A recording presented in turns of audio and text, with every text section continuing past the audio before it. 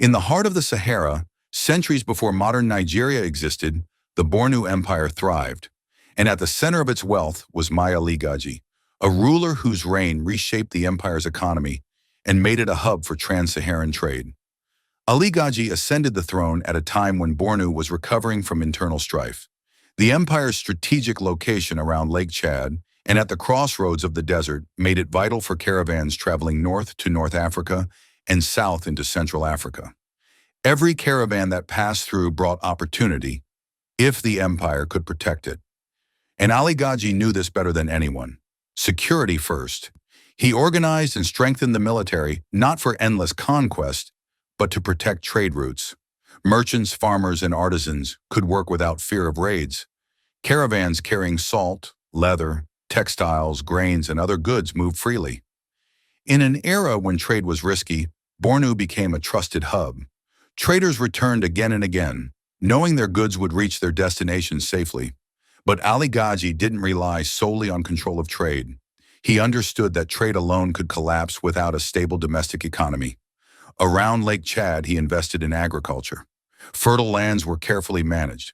Farmers were protected from arbitrary taxation or forced labor. Surplus crops were collected and stored for lean seasons or redistributed to cities.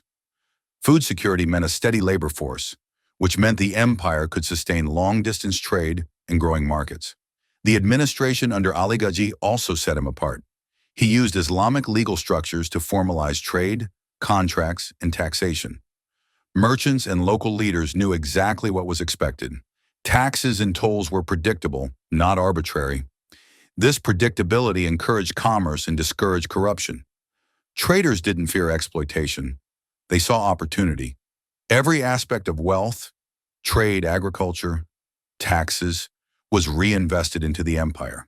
Roads and caravan stations were maintained. Urban centers were developed. Artisans had markets to sell their goods. Local chiefs were empowered to enforce order.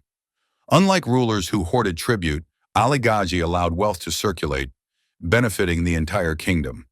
Artisans and skilled laborers thrived. Blacksmiths produced tools for farming and weapons for defense. Weavers, leather workers, and metal workers supplied both local and international markets. Skills were passed down through apprenticeships, ensuring that the empire's human capital grew alongside its material wealth. Ali Gaji also fostered a sense of strategic diplomacy. He maintained relationships with neighboring states and North African traders, reducing conflicts that could threaten commerce. By balancing military strength with negotiation, he avoided unnecessary wars that could have drained resources. Wealth grew not from conquest, but from clever management. The benefits of his policies were clear. Food was abundant, trade routes were safe, artisans prospered, and the empire maintained a reputation for reliability. Bornu became a beacon in the Sahara, attracting merchants, travelers, and scholars. Its economy was resilient because it was diversified, dependent on trade, agriculture, craft production, and administration, rather than any single resource.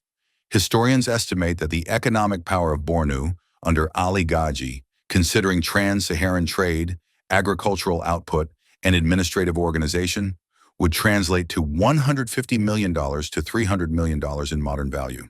Not through flashy displays, not through plunder, but through continuous, well-managed systems. Ali Gaji's legacy is a timeless lesson. True wealth is not seized quickly. It is built carefully, protected, and reinvested. When rulers focus on creating conditions for people to produce and trade freely, wealth multiplies and lasts.